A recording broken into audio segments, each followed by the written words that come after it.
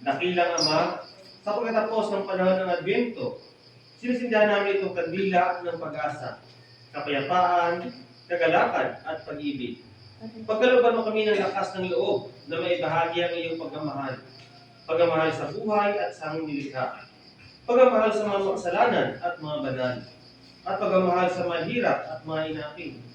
Lubos kami nagkapasalamat sa lahat ng pagkapalang tinatanggap namin sa pamamagitan ni Kristo, aming Panginoon. Amen.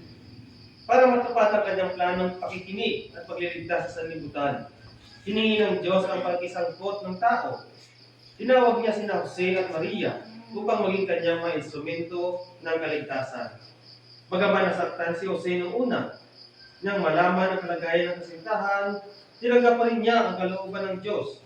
Pagkatapos ipaliwanag ng anghel kay Jose ang misteryong bumabalot sa paglilihi ni Maria. Naway maging bukas ang ating mga kalooban, tulad din na Maria at Jose na naging mga instrumento ng Diyos sa kabila ng masasalimuot na pangyayari sa ating buhay. Mga kapatid, upang tayo karapat-dapat sa pagdiriwang na ito, tayo natin tumahilig sandali sa ating aminin at pagsisihan ang ating mga kasalanan.